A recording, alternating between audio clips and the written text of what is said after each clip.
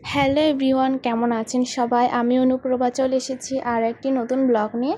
তো আমি সকালে উঠে ফার্স্টে একটু রুমটা ঝাড়ু দিয়ে নিচ্ছিলাম। কালকে রাতে আয়ান এসে ও যে রুমটা কি পরিমাণ ময়লা করে গিয়েছে, তো রাতে আর আলসেমি করে ঝাড় দিইনি, বললাম একদম একেবারে সকালেই ঝাড় দেবো। তো আমি ঝাড় দিয়ে নিচ্ছিলাম। আর তোমাদের ভাইয়া যেহেতু এখনও ঘুমাচ্ছে, তার জন্য আমি বিছনাটা এখনও তুলতে পারিনি। তো বাইরের ওয়েদার দেখো, এটা হচ্ছে 9টা বাজের ওয়েদার, সকাল 9টা বাজে। দেখো কি পরিমাণ কালো মেঘ করেছে, মনে হচ্ছিল এখনই বৃষ্টি আসবে। আসলে একবার মেঘ করে একবার রোদ উঠে। তো ওয়েদারটা কিন্তু এমনই হচ্ছে কয়েকদিন ধরে। তো হালকা হালকা কিন্তু বৃষ্টিও পড়েছিল, পরে আবার রোদ উঠে গিয়েছিল। আসলে আকাশে মেঘের এমন এক অবস্থা, ওয়েদারটা প্রচুর খারাপ।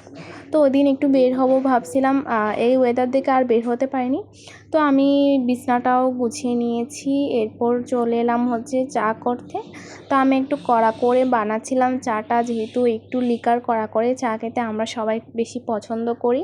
তো এখানে কিন্তু মোবাইলটা কিন্তু আমি একটু উল্টোই ধরে ফেলেছিলাম, আমি বুঝতে পারিনি। তো এদিকে দেখো আমি দুধ পাউডার আর চিনি নিয়ে নিয়েছি। এখন এখানে হচ্ছে চা নেব, তার জন্য সবার জন্য চা নিয়ে নেব এখানে। আর চায়ের কালারটা কিন্তু সবসময় আমার খুবই ভালো আসে, আর সবাই তো আমার হাতে চাটা একটু বেশি পছন্দ করে। তারপর আমি চেষ্টা করি, যেহেতু পছন্দ করে, আমি চেষ্টা করি আর একটু ভালোভাবে বানানোর। তো দেখো চায়ের কালারটা কিন্তু দারুণ এসেছে। তো আমি ফার্স্টে তোমাদের ভাইয়াকে দিয়ে দেব, যেহেতু বাইরে যাবে তার জন্য আমি ওকেই ফার্স্টে দিয়ে দেব। আর আজকে বাইরে থেকে কিন্তু রুটি আনানো হয়েছে, বাসায় কোনো নাস্তা বানানো হয়নি, তার জন্য কিন্তু এখানে চা নিয়ে নিয়েছি। তো এরপর আমি 11টার দিকে চলে এসেছি রান্নার কাজে। এখানে আমি ছোট ছোট কিছু তেলাপিয়া মাছ কেটে নিয়েছি।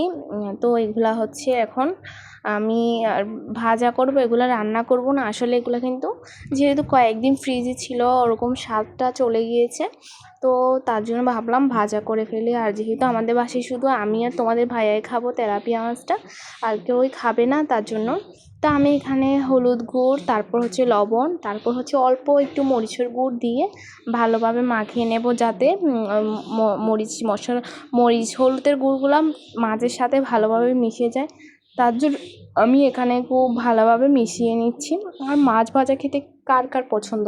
অনেক দিন পরে কিন্তু মাছ ভাজাটা খাচ্ছি আমি, অনেক দিন কিন্তু মাছটা খাওয়া হয়নি। তো এখানে আমি মাছ ভাজা করে নিয়েছি। এপাশে মাছের মাথায় হলুদ আর লবণ দিয়ে রেখেছি, এখনও মাখানো হয়নি। আর মাছের মাথা দিয়ে আরেকটা আলুর দম করবো, আজকে আর কিছুই করব না। তো তার জন্য এখানে দেখো আমি আলু কেটে রেখেছি ছোট ছোট করে, সাইজ করে আমি আলুটা কেটে রেখেছি। তো আমি ফার্স্টে কিন্তু মাছটা ভেজে নেব। তো এখানে আমি প্যানে পরিমাণ মতো তেল বসিয়ে দিয়েছি। তোমাদেরকে তো আমি আগের ভিডিওতেও বলেছি যে প্যানে কিন্তু মাছ ভাজতে আমার কিন্তু একটুই ভালোই লাগে, একটু সুবিধা হয় প্যানে মাছ ভাজাটা। তো তার জন্য দেখো আমি এখানে কিন্তু তেলটা পুরা প্যানে ছড়িয়ে দিয়েছি। এরপর আস্তে আস্তে সবগুলো মাছই একসাথে দিয়ে দেব। আমি কিন্তু সব মাছই কিন্তু একসাথেই ভাজা করে নেব, আলাদা আলাদা করে আর ভাজা করব না। তো আমার কিন্তু এমনিতে কিন্তু একটু লেট হয়ে গিয়েছিল ওই দিন। তো দেখো আমি কিন্তু সবগুলো মাছ দিয়ে দিয়েছি, এবার আস্তে আস্তে উল্টিয়ে পাল্টিয়ে ভেজে নেব। একদম কড়া করে ভাজবো, যেহেতু ভাজাটা খাবো তার জন্য। তো এখানে দেখো আমার মাছ ভাজা প্রায় আস্তে আস্তে কমপ্লিট হয়ে এসেছে। তা আমি এরপর লো আছে কিন্তু মাছটা ভাজতেছি, কারণ না হয় কি, যদি হিট আছে মাছটা ভাজি, তাহলে কিন্তু মাছটা এমনিতেই লাল হয়ে যাবে, কিন্তু ভিতরে কাঁচা থেকে যাবে। তার জন্য আমি লো আছে অনেকক্ষণ সময় নিয়ে কিন্তু মাছটা ভেজে নিয়েছি। দেখো একদমই লাল লাল করে ফেলেছি মাছটা ভেজে নিয়ে।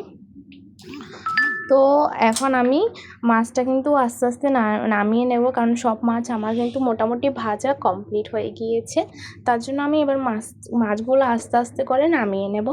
সব মাছই কিন্তু সুন্দরভাবে আমি আস্তে আস্তে নামিয়ে নিচ্ছি। আর আমাদের বাসায় কিন্তু মাছ ভাজাটা কিন্তু আমি খুব বেশি পছন্দ করি, তোমাদের ভাইয়াও পছন্দ করে, যার কারণে কিন্তু আমরা সবসময় চেষ্টা করি মাছ ফ্রাই করার। তো এখন আমি এখানে কিন্তু মাছের মাথা দিয়ে আলুর দম করব, তার জন্য মাছের মাথাগুলো আমি একটু ভালোভাবে লাল লাল করে ভেজে নেব। আর মাছের মাথা দিয়ে আলুর দম প্রায় অনেক দিন পরে খাওয়া হচ্ছে, মাঝখানে তো একদমই খাওয়া হয়নি। আমি মনে হয় আগে কখনো শেয়ার করিনি ভিডিওতে মাছের মাথা দিয়ে আলুর দম, কারণ অনেক দিন পরে খাচ্ছিলাম মাছের মাথা দিয়ে আলুর দমটা, অনেক দিন পরে খাচ্ছিলাম। তো এখানে আমি মাছের মাথাগুলো ভেজে নিয়ে এবার আমি এখানে পেঁয়াজ দিয়ে দিয়েছি পরিমাণ মতো। আর যেহেতু আলুর দমটা রান্না করব, তো ভাবলাম একেবারে প্যানে বসিয়ে দিই, পরে প্রয়োজনে একটা কড়াই নিয়ে নেব। তো এখানে আমি তেজপাতা দিয়ে দিয়েছি ফ্লেভারের জন্য। তারপর আমি অল্প কিছুটা এখানে আমি পাঁচফোড়নও দিয়ে দেব ফ্লেভারের জন্য। তেজপাতার পাঁচফোড়ন, পেঁয়াজটা আগে একটু লাল লাল করে ভেজে নিই, তারপর আমি এখানে হচ্ছে পাঁচফোড়নটা দিব। আর পাঁচফোড়ন দিলে কিন্তু আলাদা একটা ফ্লেভারই আসে, হালকা একটু ফ্লেভার আসে। তো এখানে আমি অল্প পরিমাণ পাঁচফোড়ন দিয়ে দিয়েছি। দিয়ে এবারও খুব ভালোভাবে আমি নেড়ে ছেড়ে নেব, সব কিছু একসাথে ভালোভাবে আমি মিশিয়ে নেব আস্তে আস্তে। আর প্রতিদিনের অনুরোধটা আমি আবার করছি, আমার ভিডিওটা তোমরা লাইক দিয়ে দেখা শুরু করো। আসলে দেখা যায় কি, আমার ভিডিওতে যদি 40টা কমেন্ট থাকে, লাইক থাকে হচ্ছে 20টা। কেন? তোমরা একটা লাইক দিয়ে ভিডিও দেখা শুরু করলে কি হয় বলো তো? তো তোমরা একটা লাইক দিয়ে আমার ভিডিওটা পুরোটা কন্টিনিউ করো, আমার ভিডিওটা পুরোটা জুড়েই থেকো, এটাই আমার অনুরোধ। তো আমি আলুগুলো ভাজতে গিয়ে এদিকে একটা আলু পড়ে গিয়েছে। তো যাই হোক, কী করবো, আর আলুটা পরে ফেলে দিয়েছি। তো এখন হচ্ছে একটু ঢাকনাও দিয়ে রেখেছিলাম, এবার আমি ঢাকনাটা সরিয়ে নেব।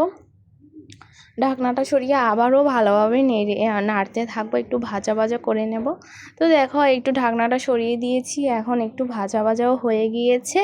এরপর আমি এখানে হচ্ছে একটা পেস্ট বানিয়ে রেখেছিলাম, আদা বাটা, রসুন বাটা, পেঁয়াজ বাটা, জিরা বাটা, আর মরিচ, হলুদ, ধনিয়া গুঁড়ো সব কিছু, লবণ, একটা পেস্ট বানিয়ে রেখেছিলাম আগে থেকে।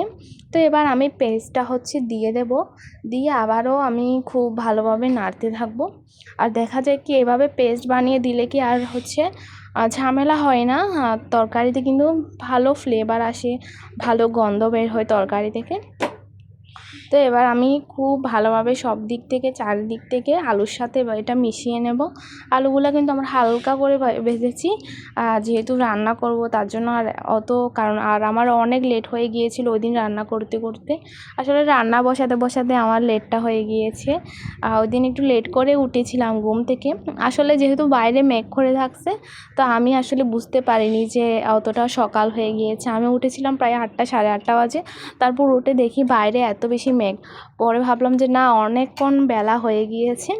তো এবার আমি আসলে প্যানে একটু নাড়তে অসুবিধা হচ্ছে, যেহেতু একটু ঝোলও দিয়েছি, তরকারিতে একটু জলও দিয়েছি ঝোল ঝোল করার জন্য। তো আমি সেজন্য এখন কড়াই আরেকটাতে নিয়ে নিয়েছি। তো এরপর আমি এখানে অনেকটা পরিমাণ টমেটো কুচি করে দিয়ে দিয়েছি, কারণ টমেটো ছাড়া তো হবে না, তার জন্য আমি টমেটো কুচি করে দিয়ে দিয়েছি এখানে। অতটা বেশি কুচি করিনি, কারণ এগুলো যেহেতু পাকা টমেটো, তো তার জন্য কিন্তু আমি এখানে টমেটোটা খুব ভালোভাবে অনেকটাই পরিমাণ দিয়েছি, যাতে একটু খেতে টেস্ট হয়। তো আমি এখানে একটু নিয়ে নিয়েছি, দেখছি আসলে কালারটা খুব ভালো হয়েছে, খেতে অনেক দুর্দান্ত হয়েছিল। তো আমি সবগুলো নামিয়ে নিয়েছি একটা বাটিতে। আর এটা কিন্তু অসম্ভব টেস্ট হয়েছিল, যে বিয়েবাড়িতে আলুর দম, বা বিয়েবাড়িতে না, কোনো একটা প্রোগ্রামে অনেক সময় আলুর দম করে, ওরকমই হয়েছিল। তো এখন হচ্ছে মাছগুলা দেখো, খুব ভালোভাবে আমি লাল লাল করে ভেজেছি। এরপর বিকালের দিকে একটু ফ্রুটস খেয়েছিলাম, এখানে ছিল তরমুজ, শসা, তারপর হচ্ছে কলা, ফ্রুটস খেয়েছিলাম। আর তোমাদের ভাইয়ার জন্য এখানে একটু আম ভর্তা করেছিলাম, কাঁচা আম, ও বলছিল আম ভর্তা খাবে, তো এখানে ওর জন্যই আম ভর্তা করে রেখেছিলাম। আমি খাইনি আম ভর্তাটা।